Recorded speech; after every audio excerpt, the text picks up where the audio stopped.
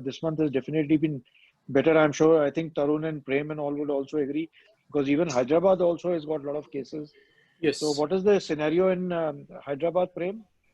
Um, but I can tell you in the OPD, I see, let's say about 25, 30 patients. And when we schedule for surgery, 2 or 3 turn out to be positive, Yeah. and all of them have been asymptomatic. And just to share with you, we are discussing arterial thrombosis. Yeah. I have seen 5 patients with acute limb ischemia today. Oh, that's hell of a lot. Yeah. We're taking That's right. in an hour's time. We're taking one more to the theater. You got So a one is going on. Banerjee One is is already going on. Huh? okay. One is going on. Another one after that. Okay. One sent for above knee amputation. Another Oh, one God. for transmetatarsal amputation. Yeah. No, but I think we are seeing a lot of numbers of Yeah. post-COVID arterial thrombosis. I think that's something that we are seeing a lots of these patients. So I guess this is going to be there with us for some time. Yeah, we'll have to just take protection and keep doing our job. That's it. Yeah, that's what the thing is. Yeah. But I think so. What we have seen, Dr. Bedi, Yes. in our own outbreak, what we have learned is, Yeah. there are 3-4 important things which we noted how the Mhm. outbreak occurs. It was Right. very typical. You see, the people from community actually brought it in. Number one. Number two, the actual COVID treating zones, actual COVID patients from them, none of them have got infected till now. That is Oh. Yeah. the place where they get infected is where the healthcare workers after the during their duty when they open their mask to have a cup of Exactly. coffee, they Yeah. get together and have it. That's the worst thing. That's the worst part. I know. That's the worst part. Okay, and So, when they eat together, yeah. that is another second spot. Third spot is when they change their dress. Generally, the Correct. shift changes and then all of them come together. And another You- fourth spot was where they signed the registers. Oh, yeah. Okay, so They I have all, analyzed everything and yeah. we looked into all this.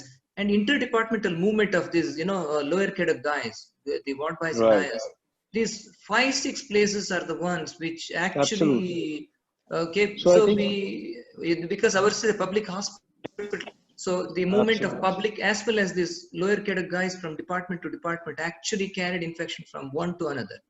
Yeah. So, So in fact, what we started doing, Dr. BC, is yeah, that, the moment this thing started off, we stopped, admitting patients in other wards and all. We stopped, we were admitting all our patients in our own recovery. We have a vascular cath lab recovery, as well as we have our own vascular HDU. So we kept all our patients precisely in this one, and very rarely would a patient in a single room be somewhere else. But as far as possible, we try to minimize our movements across to other places. And another thing that we also noticed, like you, that in our OT, suddenly a lot of about 20 odd people got afflicted suddenly. And then it realized that all of them used to have their tea together in the lounge, the technician lounge, absolutely. which is there. And then the OIC anesthesia, she, checked out and found that that was the biggest place where, all these Yes. people are sitting together without masks, without everything. So it just happened from there. And then they had to close down everything out there. Yeah, there was a So I funny think, thing which happened. One of the cardiologists had a birthday, and the cath yeah. lab guys just brought 4 cakes and without anyone's knowledge, and then they celebrated. Oh, Virtually, God. in fact in that group, 10 people have turned out to be positive. One Oh, actually spread God. the corona to other. Yeah, I know The that's cake. true. That's true. It Yeah. was so. This is how it So, actually happens. So yes, yes, yes. So we've so been what we very have particular. done. Yeah, What we have done, we that, have asked them, staff to have food and come to the hospital. Don't take anything in the hospital. Number one. correct. Number two, don't drink coffee tea in the hospital. Don't go to canteen. Number three. And number four, Yeah, if you really want to have, be yeah, alone, have it, then come back. So yeah, take that's turns true. and go have it alone. That is the protocol we are Absolutely. following now. Absolutely. That's true. There are certain So, funny things which we are, so which here what is, we did was that in our department, see, I have almost about 70, 80 people in my department. So what yeah, we have that we always have a birthday every other day or something of the sort. So what yeah, we decided to do was just maintain physical distancing. So only 2 people would be there, no blowing of candles. So every time one Hello? person would step out, the second person would go in. You know, Okay. that was the only thing that we could do. So Sir, but are I you think doing we, all the pre-op cases the screening, ના sir? એના દરવાજાનું કઈ yes, yes. પેલું એ લોકોએ કર્યું જ નથી એનું All our patients are, we are doing screening. Without COVID test, nobody is admitted in the hospital. RT-PCR or this one, sir, rapid antigen? Yeah. Preferably, we prefer to do RT-PCR, but sometimes some of the patients who require emergency surgery, then we do the rapid test. ચાલો So we've kept it like that so that at least, you know, we have some, and what we have started doing, another thing is that even when we do the rapid test, the next day we follow them up with a conventional test also. Because sometimes, you know, you may just find out a false negative out there and the patient may come out to be positive. No, it has So happened. Doing CT It has regularly, CT chest as screening. No, yeah, we are not doing CT regularly Okay. unless See, and it until is, there is some indication. But a lot of people, I think, Ahmedabad, a lot of people were doing only a CT. They were not doing COVID test. So I Yeah, think my earlier friends we and were doing only CT because we didn't have the COVID test available. right, But right now, anesthesia team is insisting actually on both, right, becoming a bit of a challenge. correct. So Okay, I think I we'll think we start just up. have, yeah, I Yeah, think we let's- can now start off. We have already about 42, 42 43 people people yeah, already actually. joining up. Yes. So I think we can start off now. So at the outset, I would like to welcome Dr. B.C. Srinivas, Dr. P.C. Gupta, and Dr. Ajay for taking up this session out here. And I will request them to have some, start the session and moderate the entire proceedings of the session. And we have some very, very interesting presentations today. So may I request Dr. B.C. and Dr. P.C. to start off? PC and PC. Yeah, Yeah, okay. BC and PC. Good evening, everyone. Without wasting time, I call upon Dr. Shekhar from Mumbai, Kokila Ben Dhirubhai Ambani Hospital to present his experiences managing the peripheral arterial thrombosis in COVID patients. In this COVID pandemic times, we are seeing, you know, the thrombotic events in multiple, vasculation, in coronary circulation, cerebral circulation, in peripheral circulation, as well as in the venous side also. So they are sharing their experience of peripheral arterial thrombosis. I request R. Shekhar to take over and start the proceedings. Shekhar? Shekhar, you can unmute yourself. Yeah. So can you see my screen, please? Yeah, we can see and we can hear you loud and clear. Okay. So good evening. So over the next couple of minutes, I'll share with all of you my experiences with managing peripheral arterial thrombosis in these COVID patients. So to start with, I'll just show you a brief minute-and-a-half video and then present my data about the varied presentation and some pictures and conclude with what protocol we are following, so that then we can have a discussion on what others' experiences are.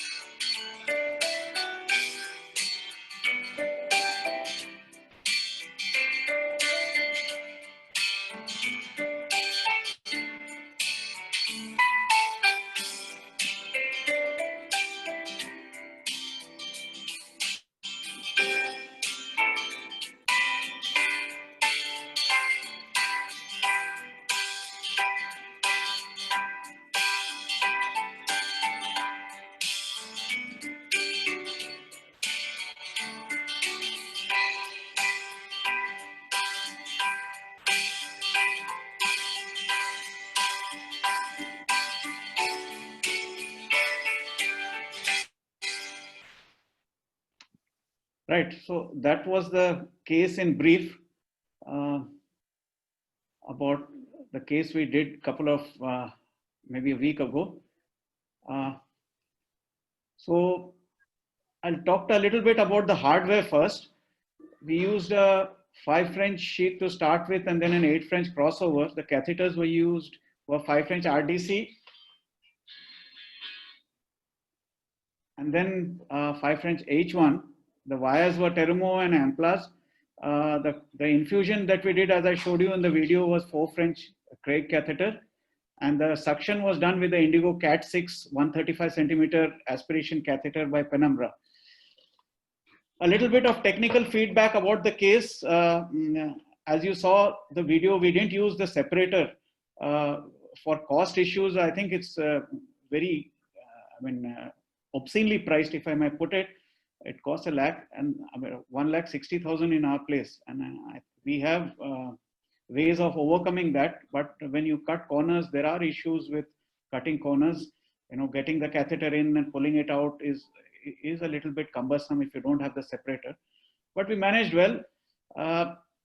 Visibility is a challenge during all these procedures with the PP due to constant fogging of the visor. And in our hospital, all these COVID guys in the first 10 days, they all go to the COVID ICU where the protocols are quite strict. So every time you get, you can't keep popping in to see whether your patient is okay, because every time you go in, you need to get into the PP, examine, come out of the PP, go for a bath. So it's a cumbersome thing. So that is a bit of a logistic nightmare. And the other thing is that we picked up compartment syndrome early. This is some kind of a personal victory for me, because there are cases in the past when I started working in the hospital where we lost a couple of patients due to excessive analgesic and not knowing the fact that reperfusion can cause compartment syndrome. So that was some kind of a personal victory for me. Why we didn't use the angiojet? One, because it was not very effective. It's not very effective in BTK thrombus. Of course, the cost, and angiojet, as you all know, generates an aerosol, which is an issue in COVID. So we preferred the Penumbra rather than the angiojet. For the period April 2022 date, we've done close to about 19 arterial peripheral thrombosis in COVID patients, proven COVID, 12 venous and 1 others. I had a chat with our neurointervention guys. They've done about 9 cases where it was a COVID positive with strokes.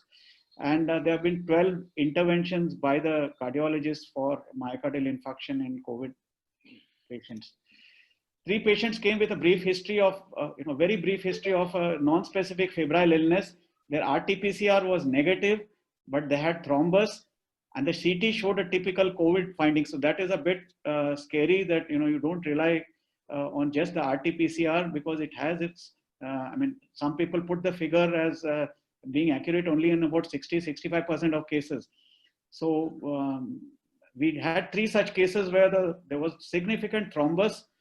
RT-PCR was negative, but the CT showed typical COVID findings. Total of 19, as I said, 4 were treated conservatively, 2 died. One is still on a ventilator in the ICU. One is, I'll show you the case, which is undecided. She's not yet decided on what treatment she wants. She's still, being managed conservatively by herself. We treated 7 with endo, 4 of my own, 3 which had come with an endo treatment elsewhere by competent people. And failed endovascular treatment, there were 4 cases out of these 7. 1 was my own case. 3 had come primarily because they failed from an outside endovascular procedure. Open surgery, meaning thromboembolectomy or a bypass, we did in 7 cases, all of which were salvaged. 6 were primary, where we took a primary decision to do an open. 1 was my own case, which had failed. And we had 5 major amputations. We had 5. 2 were primary, where we said that the limb is dead and we go straight ahead. And 3 were for failed therapy elsewhere. Those 3 cases that came to us after an endovascular procedure. 2 of our patients had preoperative respiratory symptoms. 2 had post-procedure full-blown COVID symptoms, respiratory symptoms. The earliest endovascular treatment we did was day 8 of positive swab, and the latest we did was on day 11 of testing positive. The earliest open surgery we did was on the 14th day of the positivity. And the latest that we did for open surgery was 3 months down the line after the COVID. And I'll show you these cases. Interestingly enough, or worrying enough, is the fact that all these cases were on some form of anticoagulation. So it was not that they were not on anticoagulation. They were on anticoagulation and still they thrombosed, which is a bit worrying and of concern. I show you the pictures of some of the cases. This is an aortoiliac thrombus with a leg thrombus. We were able to put 2 catheters in, one from the left arm, one from the opposite groin. We were able to lyse the aortoiliac thrombus, as you can see in the bifurcation getting into the iliac. There was a thrombus which we were able to lyse, but the leg thrombus was still the way it was. This was the CT of the patient, and this was finally taken up for surgery, where you can see the kind of clots that are removed. This is another case of a successful endo treatment. You can see in the upper limb.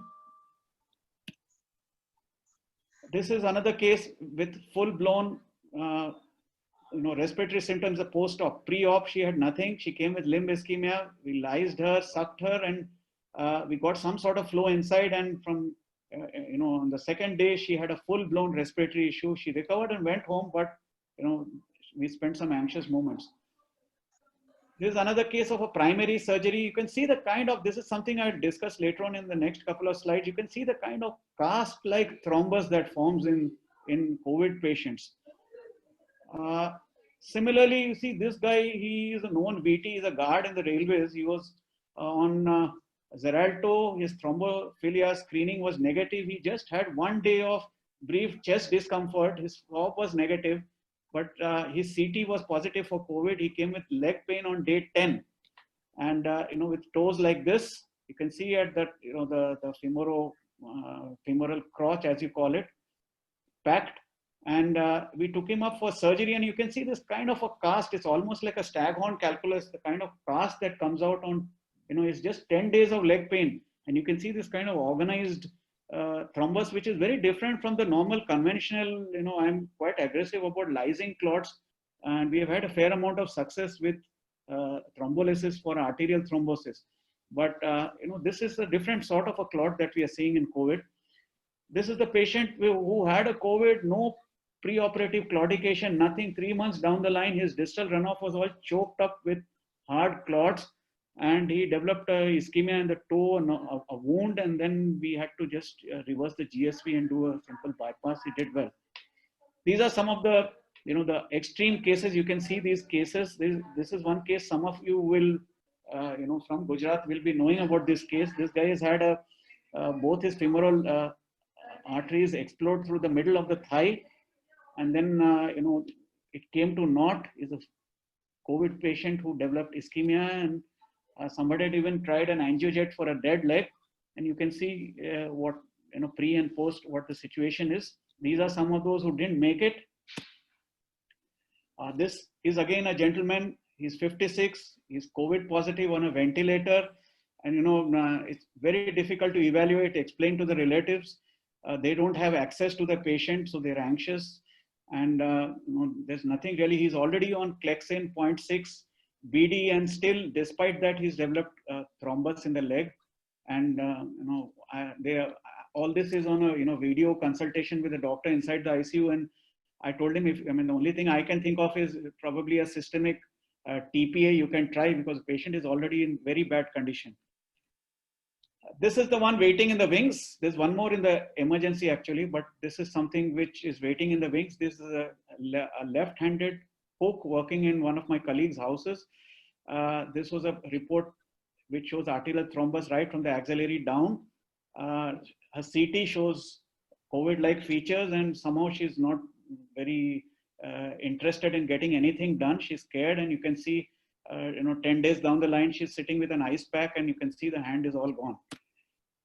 So to briefly sum up everything, the KDH protocol, what we do is, when patients come like this, and we strongly suspect a COVID, there is an early triage as we do, where we do whether we decide whether it is salvageable or non-salvageable based on the condition of the limb and based on the patient as a whole also, whether the patient is salvageable. By and large, we try to conserve till day 10 for a swab positive. or a CT positive, which is what is the protocol laid down by the BMC in Mumbai, that for day 10 is the time where they are infective, and then the infectivity goes down. If they have some form of respiratory illness, then day 14 is probably the cutoff date after which the infectivity comes down. So if the limb is holding, and we do a periodical evaluation, but there again it's cumbersome because the donning and doffing is quite quite troublesome. If we have to do it in the first 10 days, then we prefer an endovascular, and provided of course the patient is fit otherwise and the limb is at risk. So if the limb is at risk, even before 10 days we try to solve the problem, but then endovascular first is something which we would prefer. But in this we had a chat with our neuro friends also, and we found that this is not a typical clot that you find in a typical, say, atrial fibrillation or anything where you can get brilliant results. So the consenting has to be very different because the rates of rethrombosis and failure to suck out the clot is pretty high. So we have to rejig our whole way of consenting and discussing with our relatives. If it's greater than 10 days or 14 days of swab positive, then open surgery I find is the type of clot that we are seeing.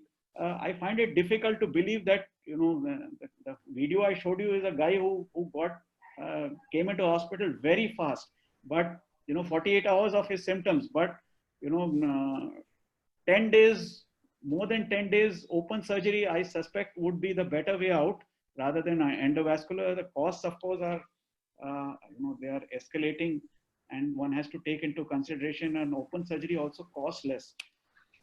A little bit to conclude about some of the data in the journals that we see in 2020, August, September, and if you see the last article, it says that the lower extremity thrombosis associated with COVID-19 is characterized by a much larger burden and an increased rate of amputation and death. So this is something which I'd like to highlight in concluding, is that not only are we seeing the thrombus burden being huge, but the nature of the thrombus is also some kind of an inflammatory. When we did these embolectomies and thromboarterectomies and removing this clot, it was almost like an endarterectomy. The clot was sticky, it was quite firm, hard, and it literally had to be scraped out of the arteries. So this is a very different sort of clot that we are seeing in COVID-19. That's something which I'm sure other people who have experience would like to also highlight. That's my concluding slide. Yeah, Shekhar, it was a wonderful presentation, and thanks for the wonderful experience you have shared with all of us. And it is, the literature is also supporting the same views, whatever you have actually expressed. Number one, the amount of clot burden is very high. Number two, you also have made an observation that despite anticoagulation, the thrombosis was there. See, despite some form of anticoagulation in most of them, the thrombosis continued to occur. This is another strange thing which is being seen. And number three, as if you look at the clinical, the pattern in your cases also, it typically occurs after the 12th and the 14th day, when actually the infectivity is low, actually the respiratory symptoms have resolved. And number four, as you mentioned, see, you were very lucky in that case because that case came very early in the course, whereas most of them, and if you look at the data, for example, Belgium, what they do is all sick COVID patients in ICU, they do a Doppler of both arteries and veins. The entire nation in Belgium, so all the ICUs, and they have shared their data. The incidence of venous thrombosis in them is almost 70%. Means there is some sort of thrombosis going on in these guys, and what they have seen, and if you look at the pathoanatomy of the amputated limbs, if you look at the arteries, what they have described is, number one, there is severe endothelial proliferation in all the segments. Number two, there is infiltration of polymorphonuclear leukocytes, as well as there is macrophages, predominantly T lymphocytes and histiocytes in both the media and the adventitia. And there is some sort of fibrin and collagen deposition occurring in both the media and the adventitia. So it is panvascular involvement what we are seeing, and that is, and it correlates with your beautiful clots which you have extracted. That is exactly the reason. Probably if they come a bit later in the course of presentation, probably endovascular may fail. as surgery may be a better option because you've been able to take out the clots en masse, especially the one which you showed at that common femoral artery, bifurcation. It was like it was typically like a Stragan calculus. It was appearing like that to us also. Two things I'd like to add here. Yeah. One is that the last case we did, we have sent that thrombus for a histopathological, to a lab to evaluate to see what sort of thrombus. That is one thing. Have a good one. What was that? What was the sent, histopathology? We've just sent it, so reports are still, Okay. we haven't got it. The other thing that has been noticed by some people is, in Maharashtra, the protocol is that if you don't have respiratory features, when you go home, you're not on thromboprophylaxis. Oh. Yeah, that's the worst thing. I think the guys who have thromboprophylaxis are only the guys who have got admitted with respiratory symptoms. So even we saw this in Delhi also. Yeah, I think we should be looking at D-dimer levels at discharge, D-dimer levels. That is what we are advising. Check D-dimer levels, and if they are elevated, they should be on antithrombotics. Yeah, maybe 6 weeks of anticoagulation. So correct me if I'm wrong, Dr. Srinivas, that we are seeing a lot of these patients who have so-called the COVID as symptoms have gone and they've proved negative, and suddenly they are dying after a few weeks of probably a coronary artery disease or a sudden coronary death. Is that also happening? Because we are seeing this, of course, in the vascular beds. So is the same thing happening even in the coronary anatomy also? Just to see whether it's affecting all other vascular beds. We are, see, for example, in our own experience, what we are seeing now in ICUs now, typically, normally we get about 35 to 40 acute myocardial infarctions every day. Typically, 2-3 people are being COVID positive despite having no symptoms of COVID. So probably these are the ones who have been, the asymptomatic infections with, endothelitis presenting as coronary events. So right now, this particular group, the coronary angiogram, I think we have to do quite a few cases, the angiogram, and look at the vessels, how they are, to look at the anatomy, and then probably we can give an answer for this. But I feel that these are the cases where some sort of endothelitis is provoking thrombotic events, after the second week of the infection. Right. Yeah, there's So, definitely Prem, there are a lot of questions in the chat box. I think we'll take the questions. Can I request you to take up the questions in the chat box? Yeah. Can I say? So, the first thing I would like to ask Shekhar, in the presence of 6 Ps like in the first case, any measures to prevent reperfusion injury? So I think one of the things you did was a fasciotomy. Any other things you would like to mention? From our side, actually the problem with this is once the patient gets a fasciotomy, goes into the COVID ICU, so whatever is being done is handed over to the intensivist. So we don't have any control over the patient. Once the patient goes into the ICU, we absolutely have no control over that. The intensivist takes care. Okay. But I mean, the standard, giving mannitol and all those things are probably what is being done by the intensivist. Nothing more than that. Okay. So one thing we have done different in our unit is that we have a COVID surgical ICU. So we keep our surgical patients there, and it's a little easier for us to access and manage. So that is one thing that is different. Now, the next question is, how do you decide on limb viability, whether to go in for primary amputation or revascularization? And if you decide to revascularize, how do you choose between endo or open? Are you asking me this question? Yeah. Like, Where you are being tested. Yeah. So as I told you, in the early days, when we were more scared and didn't know much about the disease, endo first was always the dictum was that you do endo, which is probably the safest for you. Mm-hmm. And then we started getting cases who have failed endo from outside, and we realized that this is a different sort of a clot. And, the type of clots that started coming out, we realized that probably endo is not the right thing. So as I said in our protocol, in many of these cases, there are, the limb is threatened, but not immediately threatened. You can't wait for a few days for the infectivity period to go away. So if 10 days they can wait and the limb is holding up, we prefer an open thereafter rather than doing an endovascular. Whereas if it's before 10 days and when his patient is, the virus is still very well, the patient is very much infective. At that time, endo is the first thing that we try to do. And as I showed you, it's something So which we have a lot of might not questions succeed. in the chat box. Yeah. So I think I'll request Prem Sekhar to has a read comment. out Yes, the- Sekhar. Yeah, So, we'll go ahead with the questions, Dr. BC. One is somebody wanted to know, how do you decide between viability or non-viability? See, absence of class 3 of acute limb ischemia would be technically non-viable.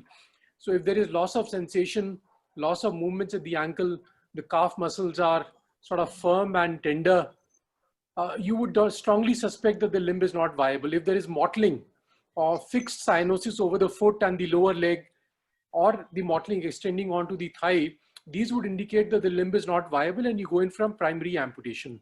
If there is a doubt, you can always do a fasciotomy, look at the muscles and then decide. Now the next sir, question. Ajay this side, Yeah, sir. regarding the prophylactic anticoagulation, someone has asked, see, antiplatelets probably may not have much role in these cases, Exactly. I feel. It may be a supplementary thing, but anticoagulation is more important. And if that's what Dr. Gupta also mentioned, if you have the D-dimer levels, and if it is elevated, it's wiser to put them on therapeutic anticoagulation for at least 6 to 12 weeks. Yeah.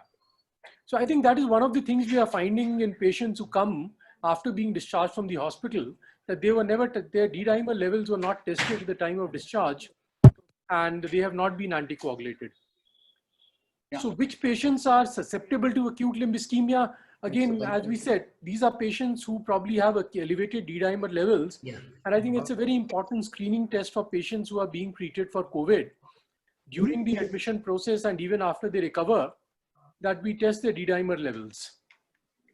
Early pointers to tissue root perfusion injury is first is edema, and then presence of pain on movement of ankle. And of course, when things are getting late and there is some myoglobinuria, then those would be other indicators.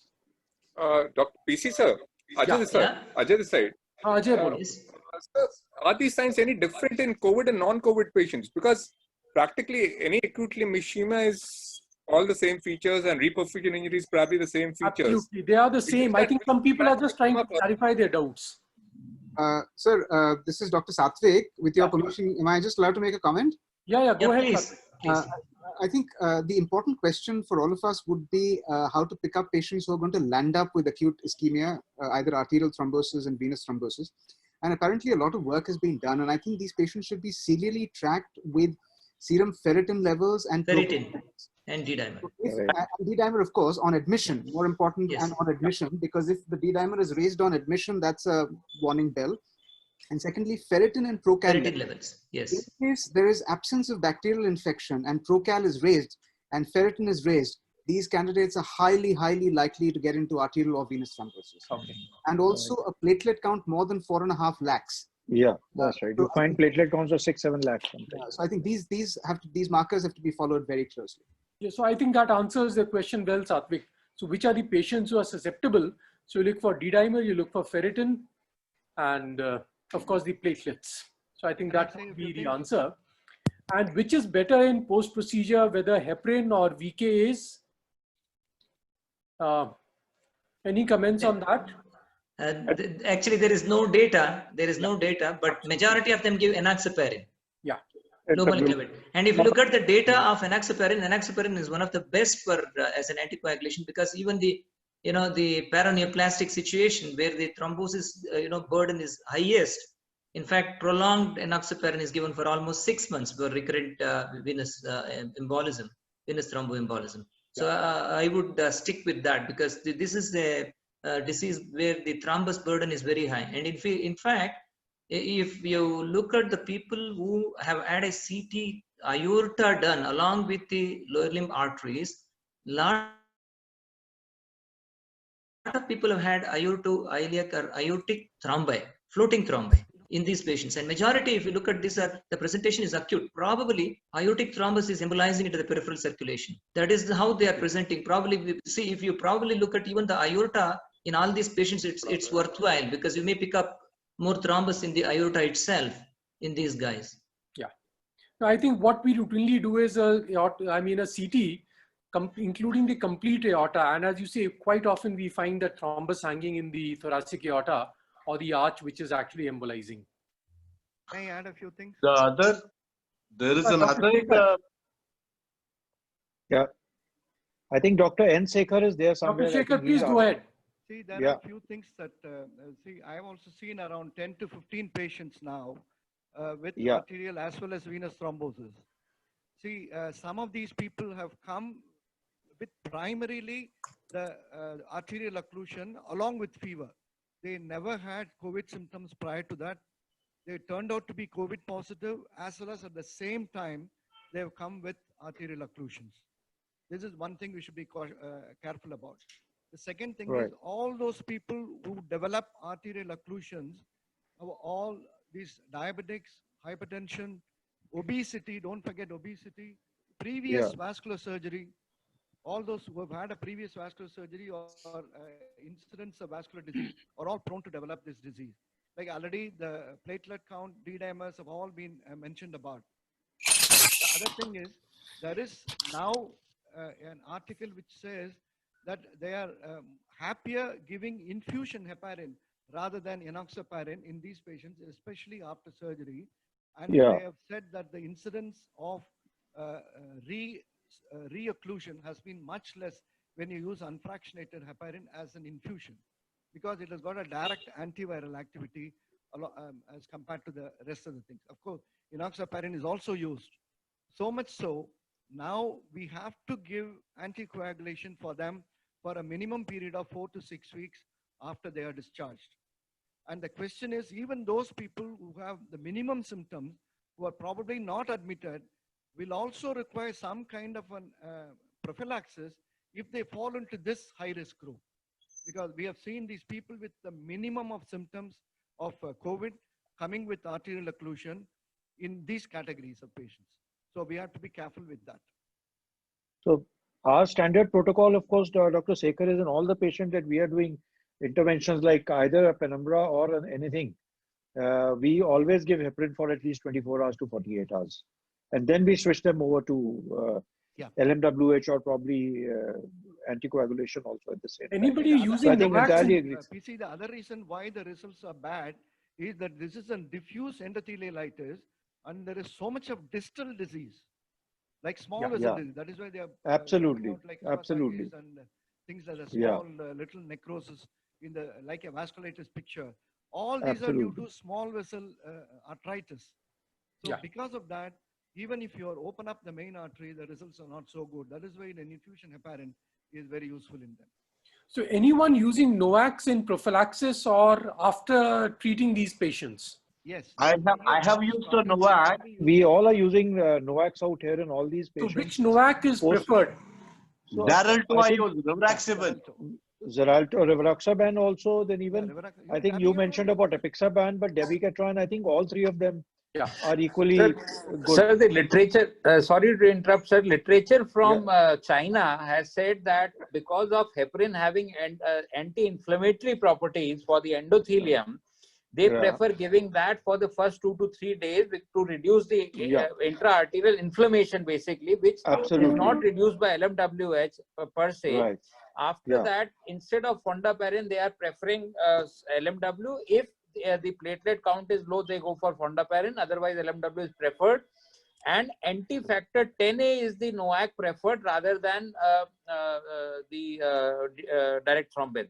So factor 10A is one which is being preferred as per the literature from China, sir. China. Once you have done surgery for acute ischemia, that man has mentioned, even though there is no strict kind of randomized trial, his observation was all those patients where he used unfractionated heparin, the results were better and he did not have to reopen them. Whereas all those patients where he used low molecular weight heparin, he had to reoperate on them, and the incidence of amputation was higher in them. Yeah, can I speak, Varinder? Yeah, Dhanesh, go ahead. Yeah, Dhanesh, go ahead. If we remember, if we really go back to our pharmacology, one of the actions of heparin is to prevent propagation of thrombus. Now, it really makes sense here by giving intravenous heparin in the first 2 or 3 days. Number one, as Dr. Sekhar said, we do see a lot of distal small vessel thrombosis which packs off your runoff. So no matter how much clot we remove proximally, as long as your distal thrombosis, distal vessels are packed off, that's probably going to cause the rethrombosis. So one of the actions of heparin is to prevent propagation of thrombus, especially in a venous thrombosis. And I think that action of heparin probably would be more elaborate here or more explainable here in these COVID patients. Yeah, absolutely. So I'll request, meanwhile, while the conversation goes on, we can have the next speaker sharing the screen. Yeah, upload is, I think that's better because we're exceeding time. Yeah. We can. But this was COVID is a very, very interesting, phenomena.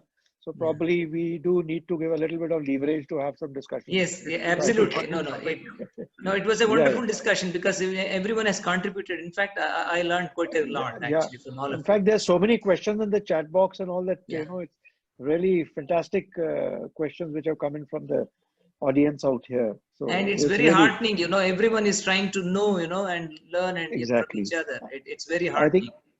Thank you, Dr. Shekhar. It was a wonderful presentation. We enjoyed it actually. We learned a lot. Thank you. And all the best for your next case also. I think you're going to be starting that. We will see the pictures on Twitter. So the next presentation is by Dr. Sandeep Agarwal from Gangaram. I think it was a nightmare and I think all of us were involved at some stage. It's tough work cooking. So I'll request Dr. Sandeep to go ahead. Thank you, chairpersons and the moderators. And this case, it was really, as Dr. Ajay mentioned, it was a nightmare for of the endovascular surgery for whole the department. And can I request Dr. Nikhil to please? Yes. So this was a 64 years male patient. He was a diabetic for last 10 years, well controlled. There was no history of any hypertension, coronary, or the stroke.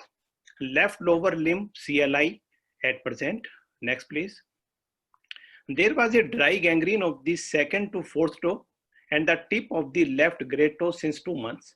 Ulcer of the size of 10 into 5 centimeter of dorsum of foot extending from base of second to fourth toe, and the femoral and the distal pulses were absent.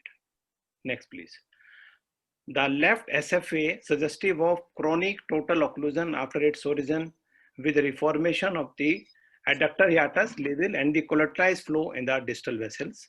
There was a biphasic flows in the left CFA suggestive of iliac stenosis.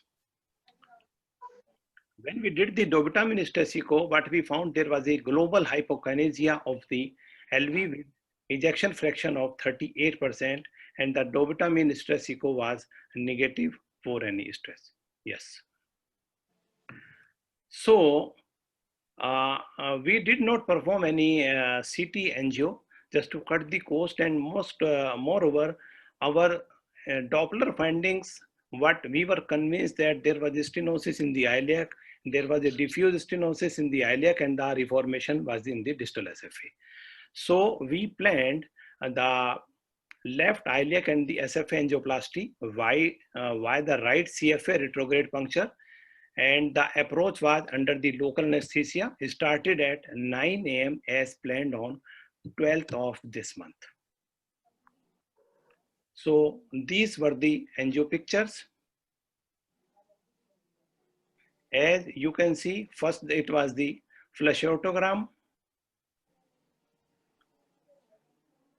There was a stenosis in the common iliac artery. Then there was the diffuse stenosis right from the origin of the SFA. And there was the reformation of the distal SFA. Practically, it was behind the knee joint. So what we did, we took the 6 French sheath crossover and we crossed the lesion in the iliac, and that was quite easy. And then we started digging our SFA with the using the routine thermowire. And somewhere with the lobe, somewhere without lobe, we reached in the reformation segment just behind the knee joint.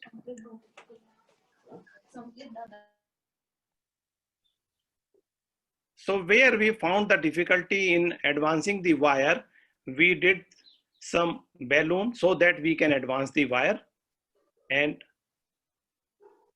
ultimately our wire, it could reach into the reform segment just behind the knee joint. As you can see, we are doing the plasty in most of the part of the SFA, and there wire has gone into the reform segment. That was P2 segment. So once we have done the plasty,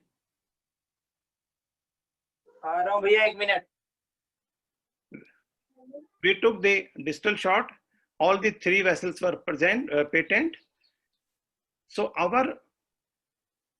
now the plan was to put the 2 stent in the SFA, the whole length we had to cover, and the 1 stent in the iliac, and that was our plan. So because the lower stent was about to start from the knee joint, we planned to put the vasculomimetic stent, that was Supera, and we took the 5.5 into 200 Supera. For that we made a bed of 6 mm. So this was the Supera. It was being deployed. Most of the time it was okay. At some point it was compressed. So after the deploying, when we took the shot, so this was our slow flow in the stent, and what we found that there was some thrombus inside the stent and at the lower end of the stent.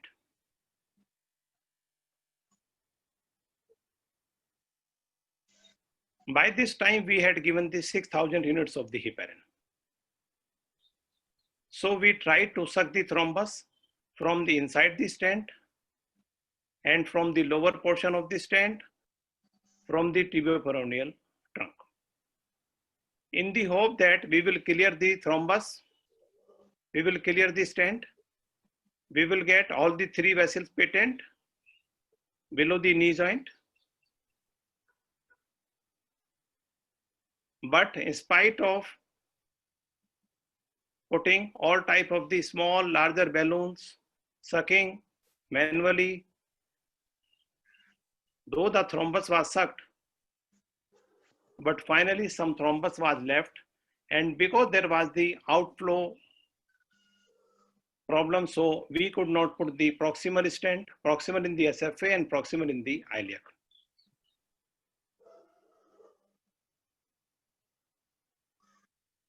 After giving the 6,000 of the heparin, when we asked for a ACT, it was only 135.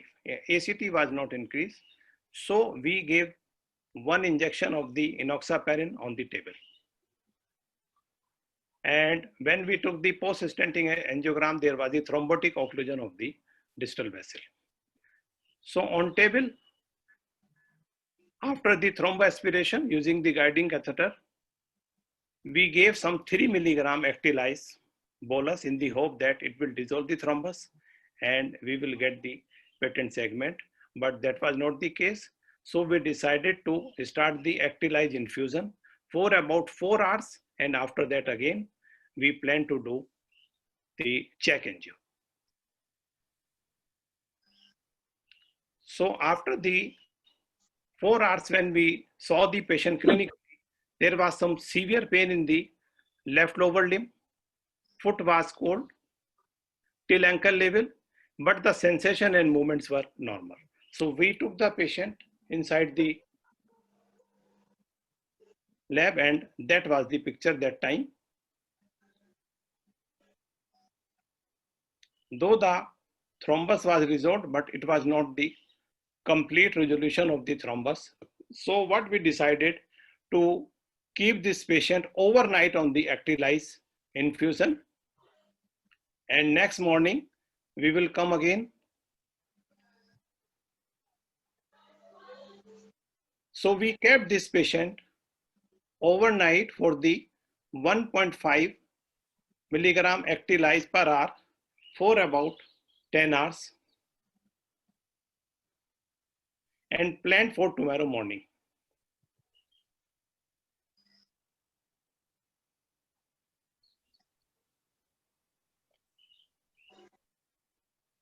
So we planned the patient for tomorrow morning, and when we were taking the patient tomorrow morning, again, that was 8 a.m., suddenly the patient BP dropped. It went to 60 without any reason. There was no intracranial bleed, no chest, no abdomen, no melena, and no hemoptysis, no hematuria. But the patient's BP dipped to 60. So we started some vasopressor, single stent, no renin drip. And within half an hour, the pressure came around 110. So we took the patient inside the cath lab, and the first angiogram, first we thought that I think we will have to do, after the iliac angioplasty, we will have to do some femoropopliteal bypass, because the whole SFA was just packed with the thrombus. But when we took the first shot, whole thrombus, most of the thrombus was dissolved. Iliac was patent, SFA was patent, and distal SFA was patent, stent was patent, and the TPA trunk was patent. So what we did, just above the vasculomimetic stent, this is Supera, we put 150 absolute pro stent, and that was again the 150 was just it was the absolute stent length from stent up to the SFA origin. So we had to keep it very, very accurate, absolute pro LL 6 150. And now you can see this is stent from the Supera up to the SFA origin. After that, we put one stent 700 in the iliac. So this was the iliac stent. And after that, when we took the final shot, whole iliac, SFA, both the stents, TPA, and the distal vessels were patent. On table, we got the dorsalis pedis and posterior tibial palpable.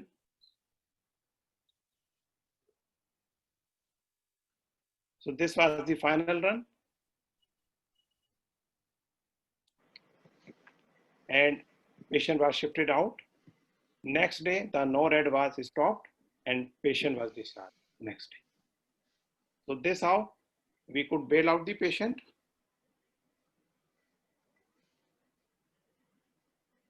Thank you very much. Sandeep Agarwal, it was a wonderful presentation. Thank you, sir. This has happened, quite a few times. And of course, in your case, you identified the problem. It was extensive thrombosis of the stent, as well as distal embolization of the thrombosed material. But why it happened is a question which is in all our minds. But ACT never raised beyond 150. That is surprising. How much heparin had you given? What, 55 kilo? Huh? 6,000. Okay. So recently, couple of months, a few cardiologists also throughout India had expressed the heparin batch which was being used might have been defective. Because this has happened in cath labs. Few cardiologists throughout in the interventional group, their interventional cases, they have mentioned about this, that there was thrombosis of coronaries and then the post-stenting and with no flow situation happening. And they had to change the heparin batch in the cath lab. That is one possibility you have to keep in mind. That please have a look at it. Most of us actually, when we give heparin and then we forget about checking the ACT, that's right. Okay, so sometimes you may have to check and verify that your heparin is working well. That is one suggestion which we can which can practically happen to anyone. It has happened in the cath labs throughout India recently, last couple of months. So that is one comment. Otherwise, I don't see, you had stented and you had placed your stent quite well, because where you had re-entered into the popliteal artery, and there you had started your stent. We expected the flow to come back. But yeah, if it is a thrombotic lesion, and then when you stent, sometimes the thrombus can seep through the stent struts and then fall back into the lumen, and then it can close up, and it can also embolize. But anyway, it was very well managed, and the Actylize actually bailed you out very well. The overnight Actylize injection actually cleared the entire clot burden, and next day it was patent. Anyway, the patient went into hypertension basically because he had pre-existing LV dysfunction, plus there's some motor ischemia probably could have precipitated with but anyway, the inotropes did the job for you. It was a great case wherein how a thrombus can be a menace and threaten the limb at that particular time during intervention. It was very. So if I can just make a comment, yes, Dr. yes, VC, Dr. if you'll Bailey. allow me. Yeah, yes. One thing which is just thinking, because we were also working our way backwards when this case was going on. Could it be because this patient had an iliac artery lesion also? And there's a tight, if you saw that eccentric plaque, and although the hardware had gone through that, was it that because of the low inflow out there, there was some bit of thrombus formation which propagated caused this particular down? thing? Yeah, because Sandeep Very made likely. a very valid point. Sandeep made a very valid point that at night while the thrombolysis was on, the patient, the foot had become cold, the leg had started becoming tender. So is it that because of the low flow out there from the iliac downwards with a sheath out there and everything, did that also to some extent contribute to the whole thing? So it's just I think it's very likely. Your comment is very likely because you had partially treated it and your sheath was there across the lesion, then the I think the slow flow with the lesion being there in the SFA, I think that thrombosed and then the entire events occurred. I think that's the most possible explanation, I feel. I agree with you. When the presentation was going on, that is what I wanted to ask. Why did we not do the iliac first? Exactly. No, actually, I agree. Should have dilated the iliac first, then gone down and dilated or opened the SFA. Probably the poor forward flow because of tight iliac may have caused the thrombosis, possibly. So many a time, Dhanesh, I would just now, I'm going to play the devil's advocate also, that what happens many a times is that your sheath does a good bit of dilatation because you have a 6-French sheath which is going down there. So you have created sometimes because there was a very, very tight eccentric plaque out there, but the rest of the hardware went through that very smoothly. And when you've done a sheath dilatation, you expect that to some extent, this will open up. But I think in this particular case, it didn't really happen. I think that worsened the situation. Probably there was a problem down below also, but this probably worsened. I think the lesson here is keep on dilating the proximal lesions, but you do your final answer as you come out. But while Dhanesh, going in, start dilating proximal lesions also. Yeah, but Dhanesh, the point is that when you do too much of a dilatation out there, there's a chance if you put in a stent, then all your hardware is going through the stent. Don't put the stent. Just if you don't put in a stent, get the access ready. Yeah, but you see, if you don't put in a stent, you saw that there was a very eccentric plaque which was there. Now if you're going to fragment some bit of that plaque, that could also be a problem. So you are damned if you do, and if you're damned if you don't. Varinder, actually, I would totally disagree with that. I would prefer to dilate, put a stent, especially if it's not at the origin of the iliac, and then do the rest, because stent would really stabilize the plaque. Just dilating with a sheath or balloon would leave a very unstable plaque and risk of thrombosis. Yeah, but I would then again, preferably stent it. Yeah, but that's what I'm saying, that you see, you may be right in hindsight that way. I agree. But sometimes what happens is you don't expect this kind of a lesion happening down below. So, it's like hindsight is 20/20. Now, if you have a case like this, you would always go ahead and first put in a stent. I would agree with you. You would go ahead and put in a stent out there and then go down. You're only worried that once you got a stent out there, you don't want to have too many exchanges down below. That is another cause for concern. Yeah, that's right. Yeah, fixing the proximal lesion is important so that your flows are adequate, and then you fix the distal lesion. Yeah, correct. Yeah, that's there. So Any other point? Yeah. So there's a question whether sheath measurements, sheath pressure measurements will make a difference.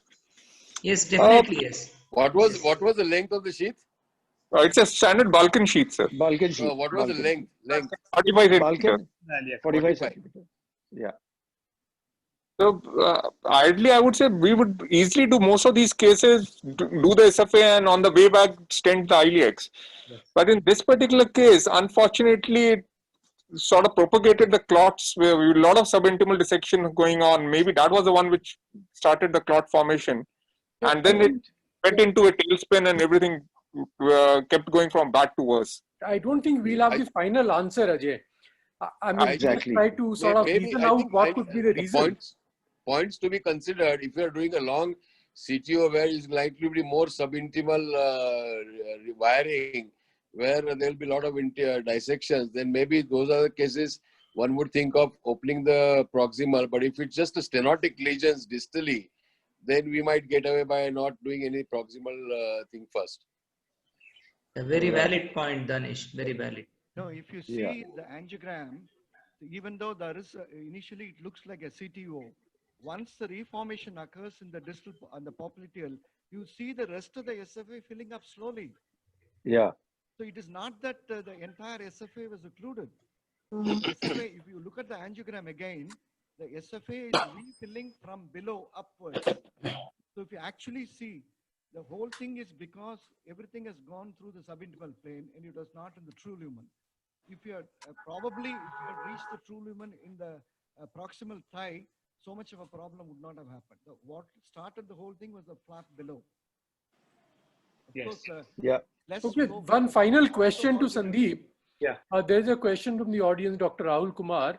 There was always some thrombus at the popliteal trifurcation even before stenting. So would it not have been better to take care of that before putting the stent? So there was no thrombus at no thrombus before stenting. Yeah, that was. It was absolutely clean prior to stenting. Absolutely clean. That's why we decided to put a stent, and we thought that we will put the 2 stent in the SFA, 1 stent in the iliac, and we will come out. Yeah, that answers that question then.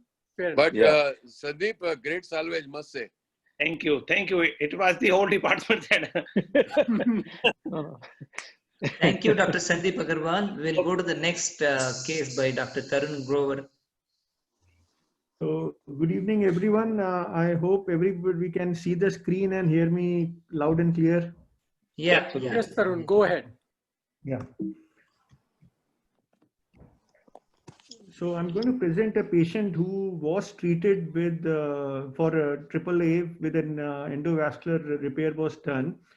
And so this gentleman is a 76-year-old male, diabetic, and his EVAR was done in 2006. And he was admitted with the progression of disease. And usually, you know, these patients are kept on surveillance. And some you lose on normal follow-up, some they do continue for a follow-up. This guy being a local resident within Gurgaon. So he was under a close follow-up. And so when he presented, he had a bilateral large iliac aneurysm. I'll share the images with you. And he was planned for an endovascular intervention. And the initial plan was to do a right-sided iliac branch device. And the plan was to embolize the left internal and then extend extension piece from the previous device to the external iliac.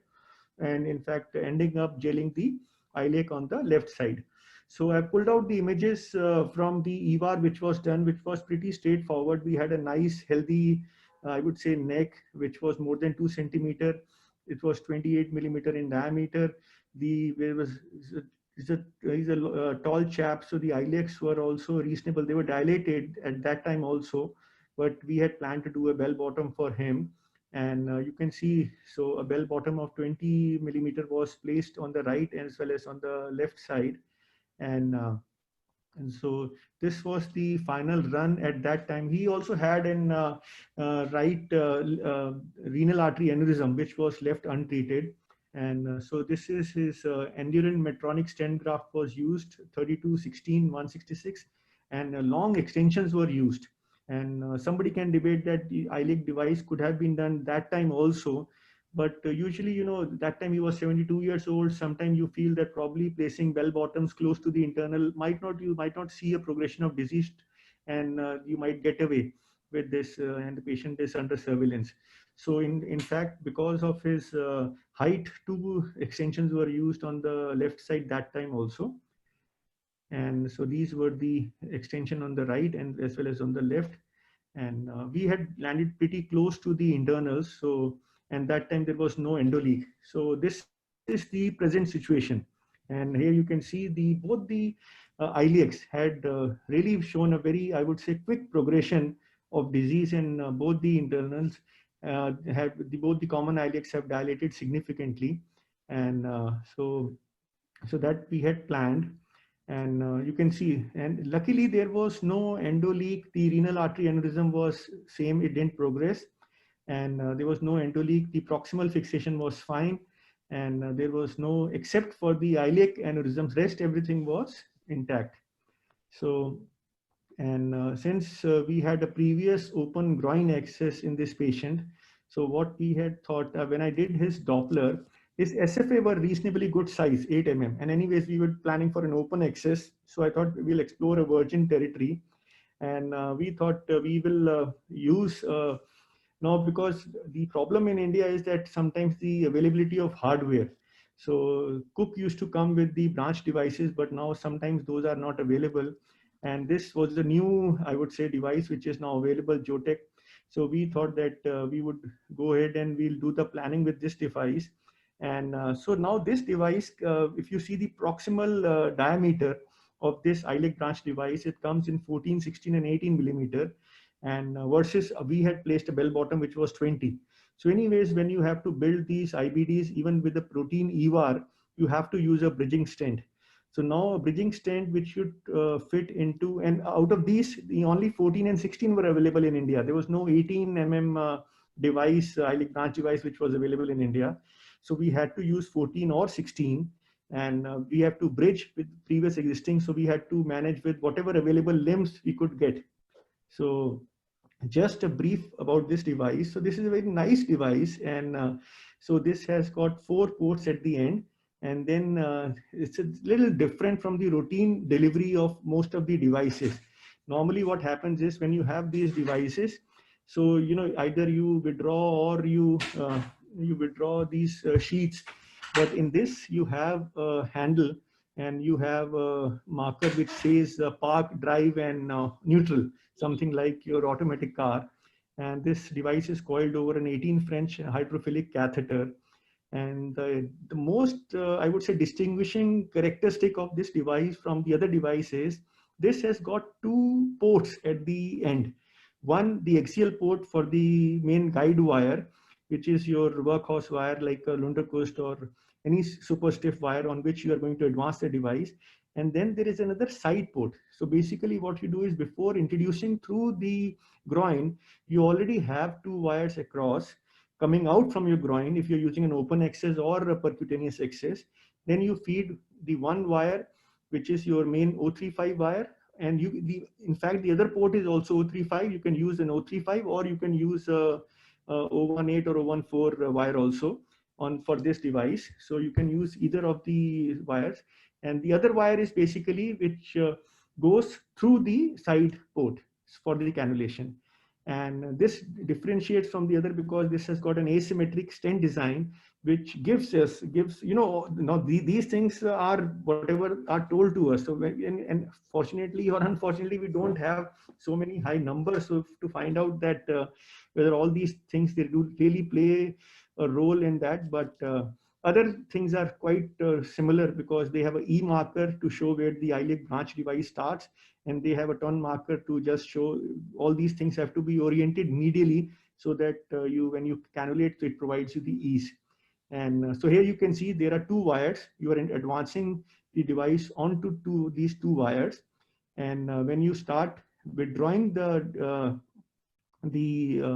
sheath, so the delivery is, they will show you how it is delivered. So basically you orient these markers. The E marker is marked medially so that you see a proper E, and you make the handle absolutely stable so that you don't move, so that you are sure of the position. And this, you can see the park, you bring it on the drive, and then what you do is you start pressing the handle. So once you start pressing the handle stepwise, it starts opening. So this is the animation to show how it opens. So you see the branch opens up, and then it's pretty routine. So you already have a wire which has gone across through your the branch, and then you can advance a sheath, and then you start cannulating. And this is your sheath which has come over either from the brachial or from the contralateral groin, and then you complete your IBD by just placing bridging stent through this. And so now coming back to the case, so the plan was, I said initially that the plan was to occlude the left internal, and when we took the shoot, so internal was nicely coming off from the aneurysm. So we thought that probably we will just try to cannulate the internal and see, because we had the hardware available, there was no cost constraint. So we thought that in case we can see if it is not very tricky or difficult anatomy, then we might do a bilateral IBD for this patient. So fortunately for us, it was easy. We could cannulate the internal nicely, and we thought that we have a reasonable stump. So we went ahead with the 14 millimeter IBD on left side, and you can see the IBD device being introduced.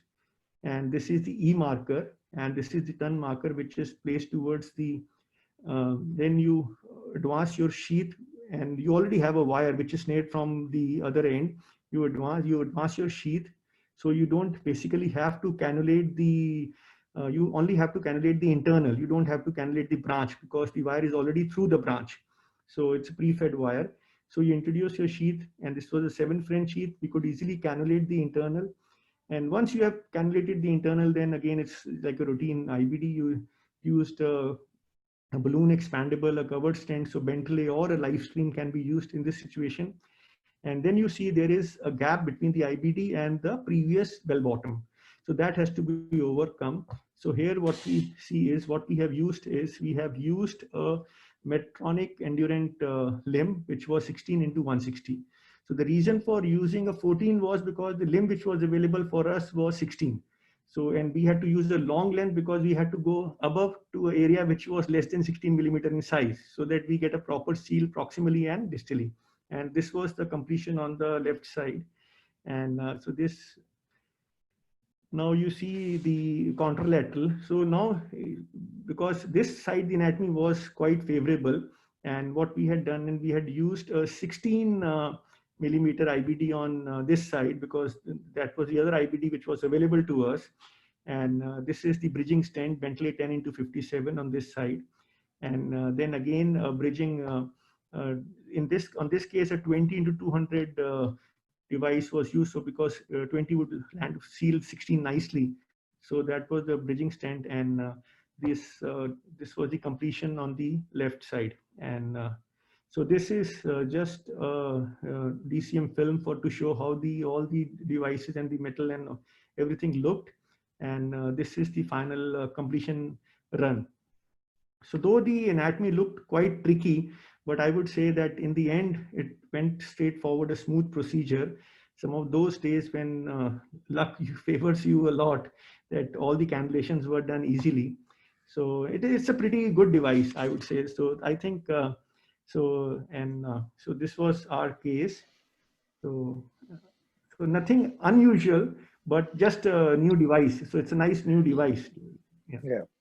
Very well done, Tarun, because it was wonderful demonstration of a new device, bifurcation device. This is something which you require, I would say, a total team, because everybody has to be standing on one side and holding your wires while you're advancing. So these are one of those cases when you have all the 4 people in the unit holding forts on all the different sides. Yeah. Very well done, Tarun. I think that's really great.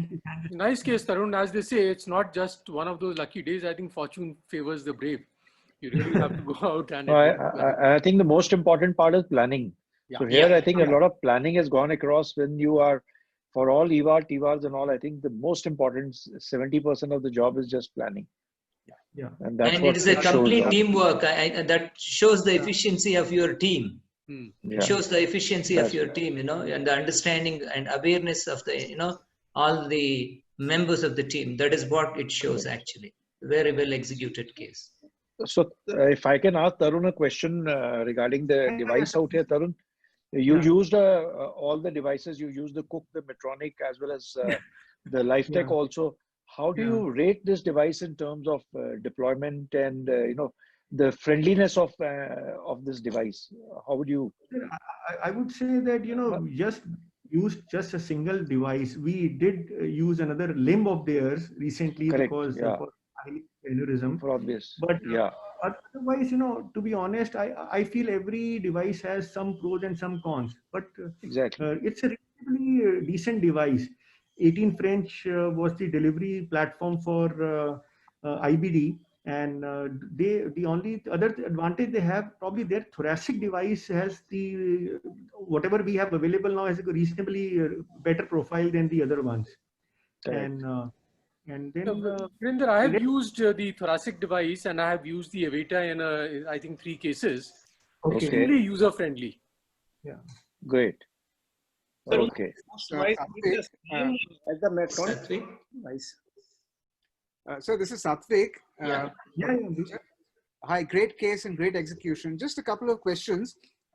Is there, would you be wary in using this device beyond the certain size of the iliac aneurysm? Because then the branch would just get lost in the aneurysm, in the sac. And secondly, do you anticipate a problem? Because sometimes with large iliac aneurysms, the internal origin seems to be pushed backwards, posteriorly. So do you think in such circumstances it might be a bit...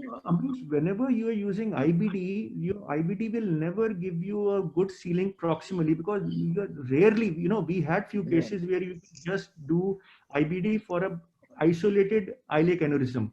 Otherwise, it's always because, the proximal stent in their case also is 18 millimeter, where it will never seal unless until you are so lucky that you have a reasonable length of the common iliac, where you have a seal length as well as a diameter which fits 14, 16 or 18 of these IBD. So you'll always have to complete the IBD along with something else, which is a bridging stent with a AAA or whatever has to be done. Right. But depending on what you have to do is you have to keep your branch close to your internal so that your bridging stent does not go even across when the internal divides into the anterior posterior division, as well as what you want is that the branch should be close enough so that you can bridge it, because the balloon expandable stents which are available are 57, 58 in size, 59. So you don't have anything longer than that. You can use multiple stent, but then I don't think so anybody with IBD used to gain length multiple long stents for that. Some people do use a self-expanding stent to reinforce so that there is more adaptability after placing these stents. And anatomy-wise, whenever these branches, yes, cannulation is the most important thing. But if you study your images properly, then when you advance your device then you can orient the branch in a way that it opens close. If you feel the internal is coming off posteriorly, then you can orient your device in that way that your branch is posterior, and then you can cannulate that. And good part is this is a pre-wired thing. So your fenestration is already pre-wired. So I think that also really adds on to the simplicity of the procedure, that once, you can always look around. Once you got across the fen, you can always look around and identify the opening of the internal iliac, even if you're a little bit anterior-posterior or something of the sort. I would say the large aneurysms are better to treat because you can rotate or you can advance, because it's always better to keep your the iliac branch device little up, because you can always pull them down, and you can always rotate if it's a large aneurysm. And the other advantage is the wire which comes across the branch is a through and through wire.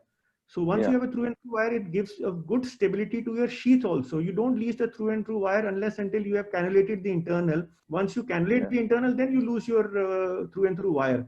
So that, because you can't advance your sheath into the internal once you have not lost your through and through wire. But till you have cannulated that with a catheter and with a stiff wire, you can always have a through and through wire which gives you a steady stability to your sheath. Yeah. Tarun, super execution. I just wanted to ask you a question. The new aneurysm iliac, both sides, was it beyond the previous ever stent? Sorry, sir, I have not got the question completely. The patient had a previous EVAR, right? Yeah, he had so a previous. So obviously, both your limbs must have ended into iliacs. Yeah. So, you know, where did the aneurysm start this time? Was it beyond that or including the... No, it was basically the initial diameter of the, I would say, the common iliac before the bifurcation was almost 16 millimeter previously. And this time it has almost become close to 3 centimeter. And the whole common iliac, starting from the bifurcation, had started dilating proximally. And there was like a type 1B sort of an endoleak filling up the aneurysm, because the previous bell bottom was not holding into the walls, because the wall had become aneurysmal. No, Tarun. It was the kind of endoleak which has pushed to become aneurysmal. Correct. Tarun, Girish here. See, this is what exactly I was coming to. If you see the original, there was a marked tortuosity of the iliac. Yeah. And I think because of the marked tortuosity of the iliac, the stent has migrated upwards. And that is why you are seeing it filling so well now. And that is why, because there was no exit point, you are getting a significant increase in the size. fully agree with you, because so many times we have seen that the bell bottoms, they migrate little up and they lead to this sort of an endoleak, and ultimately it ends up if with you see that lower end of that original limb, it is now more or less in the center of the aneurysm.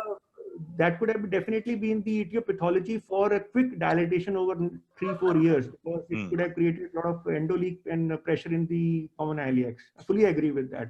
Only thing is that, sometimes what you feel is that when you do these patients initially, you try to keep your finger crossed that you have placed a bell bottom close to the internals. Probably, you might get away and these things might seal nicely. But that's definitely what you are saying. I fully agree with you, sir. Tarun, there is one question for you. Yeah. Is there any length or diameter of the iliac which is not suitable for this device, and any iliac morphology which would be a contraindication? I think, basically whenever you are planning any device, there are particular IFUs. So what you have to see is that there should be sufficient diameter available for the device to open, and there should be the minimum diameter of the external should be also large enough to accommodate the distal component of the IBD. So I think, so if they have the proximal is not an issue, because you can always extend it upwards. But the distal one, if the externals are very small, then it's always a difficulty, because this you can't get the device from the contralateral side or from the axillary cut down. You can't get this device from above. Okay. Yeah. So, Varinder, any final comments from your side? No, if there are no other questions and all that sort of thing, I think it's been a wonderful display of great cases today. And I think all 3 cases have been really exceptional, and the moderators, of course, have done a stupendous job in terms of, taking up. The chat box was really full in the first session out there, because I think COVID is one unknown enemy that we still don't know how it is going to behave. So I think it's been done beautifully out there, and Shekhar has made a very good presentation out there. And Sandeep's case, and then of course the icing on the cake, I would say, was by Tarun out there. Sandeep's case was very difficult, very challenging, but then like Dr. BC also said, it's a team, and that's what Tarun also, has further reiterated the fact that, when you work as a team, you can take up these challenging cases and you get the best of the results out there. So wonderfully done. And just to share, and of course, I'm going to make a couple of requests also out here to a couple of the moderators who are here. Dr. BC Srinivas, he did a very, very interesting case of an obese patient with a central vein occlusions and all. May I request him that in the first week of September, the meeting that we have... No, actually, next 2 weeks, we are extremely busy, because we are having our DM exams. All right. So theory plus practical. Till September 5th, I am occupied. So we will have it the session after that. We are going to request you. To give the feedback about that case, Dr. Bedi, we did not have the stents, and the COVID broke out. And then what happened was he has more than 70% reduction in the limb edema. You have seen those limbs? Yeah, You'll be surprised now. I remember. You have to take we have not stented yet to fit the patient. Yes, we have not stented yet. We are just, we thought we will wait with the anticoagulation and then, but he is doing very well. The feedback is that. We will touch base with you, Dr. BC, after 5th of September, And Sure. right now, I have two major requests also to Dr. N. Sekhar and Dr. P.C. Gupta. I think Dr. N. Sekhar, of course, is one of my favorites out there, and he is a regular. And may I request him to present a case in the first week of September? And again, Prem also, for that matter, because Prem has also done some interesting cases. Sure. So I'm sure he'll be happy to share those cases. And just to reiterate further that next week, in fact, next Friday, we have TEPCon at EVL, which is my friend Vijay Thakur and his team. They're going to show all the complications which are possible. I think this is something which is really the need of the hour, that you must be able to have bailout solutions. I think today's cases, especially the second case, has proven that if you have a plan A, plan B, plan C, or plan D also, you can really salvage most of these patients. So TEPCon at EVL, and 29th, again, another very interesting session. And this is again going to be a part of, similar to TEPCon, but that will be a boot camp in terms of managing complications related to type B aortic dissections and aortic aneurysm. That will be by George Joseph. It will be a 1 hour class. And he's promised that he's going to answer all questions and everything. So I think 28th and 29th will be some wonderful sessions out there for anyone who wants to learn about interventions. And I think the first thing that you want to learn in interventions is how to address the complications, because then only you can be a little braver in terms of addressing the complications. So I would like to thank all the presenters, all the moderators, the discussants who have been there, and of course a wonderful set of people who have attended. Today we had almost about 75 participants and some very, very challenging and difficult questions and all. So thank you everyone, and we will see you next week again for the next session. And tomorrow, just to say that we are going to do one EVAR case around 11 o'clock at Sir Gangaram Hospital, and morning also we're going to have a BTK and maybe a few more cases tomorrow. So we are going to be touching 130 cases in EVL Continuum by tomorrow. And thank you very much. Have a good evening and stay safe, everyone. Bye-bye. Thank you. Thank you. Happy Ganesh Chaturthi to everyone. Professor Thank DC, you. it's a pleasure to see you. Thank you. Yeah, thank you. Thank you, one and all. Thank you. Bye-bye. Take care. See you.